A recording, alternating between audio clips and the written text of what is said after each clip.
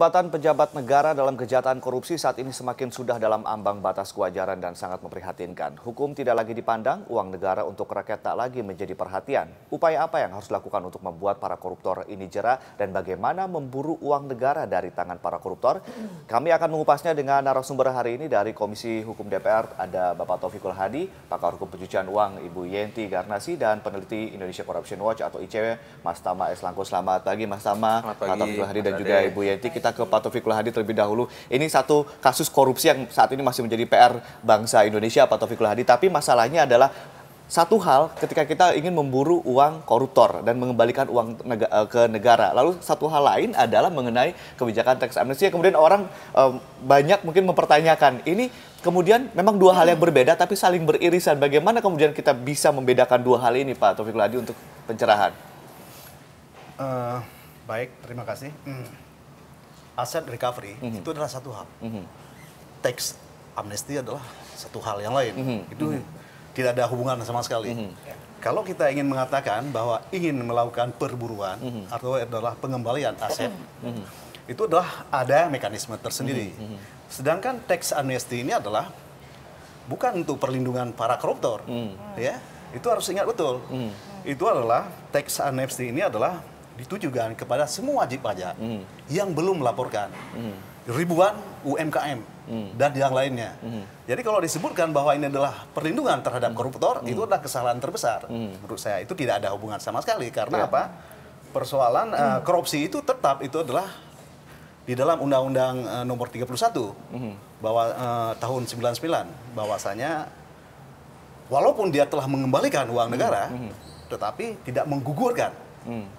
Kalau hasil korupsi itu, walaupun telah mengembalikan kerugian negara, tetapi tidak menggugurkan pidana terhadap seseorang, itu adalah berlaku. Baik. Jadi jangan berpikir bahwasanya kalau itu sudah tax amnesty, itu bisa terlibat koruptor.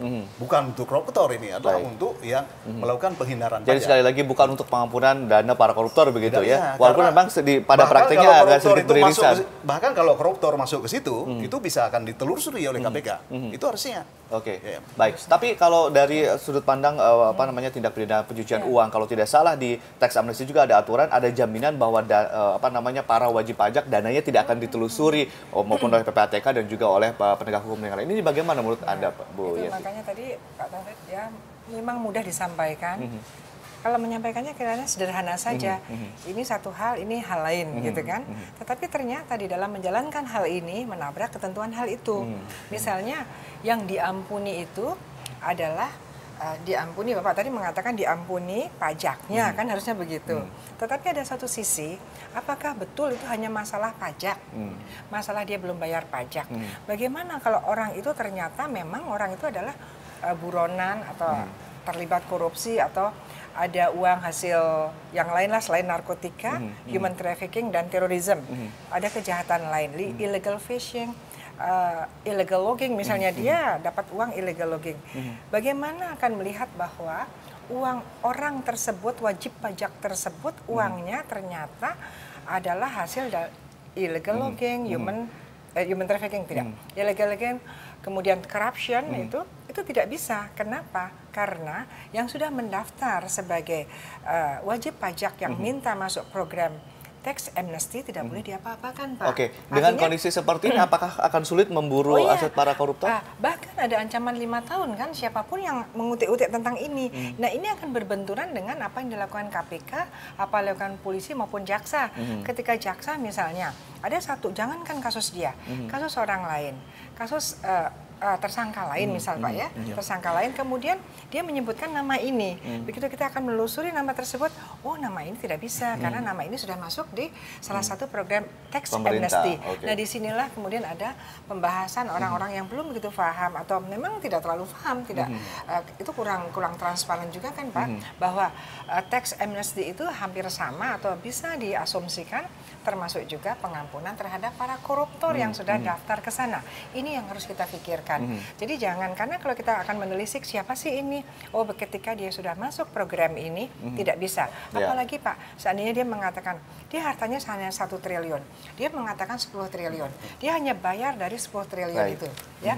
Dan kemudian nanti suatu saat ada satu kecenderungan hartanya tinggi sekali, dia akan mengatakan itu tidak mencurigakan sama Terlebih sekali. kalau kasus pencucian uang sangat rumit begitu ya, kompleksnya, kompleksitasnya sangat rumit. Suspicious transaction, ada penambahan yang sangat signifikan. Tetapi ternyata penambahan itu sudah diakali oleh dia. Saya sudah mendaftarkan dulu bahwa saya asetnya 10 triliun. Nah, dengan sendirinya 9 ini aman sekali. Itu yang kita tawarkan harus didalami. Secara operasional memang harus didalami, kemudian bisa dipilah-pilah begitu ya Ibu Yenti ya. Kita ke Mas Tama. Mas Tama, ini pertanyaannya adalah ini kan ada hukuman finansial begitu ya. Tapi sejauh ini masyarakat ingin tahu sejauh ini sudah seberapa sih untuk pemburuan dana-dana para koruptor ini, sudah seberapa jauh dan sudah berapa ya uang yang kembali ke pemerintah dan juga ke negara. Nanti kita akan ulas setelah jeda yang satu ini Mas Tama, dan pemirsa tetaplah bersama kami. Selamat pagi Indonesia, akan segera kembali.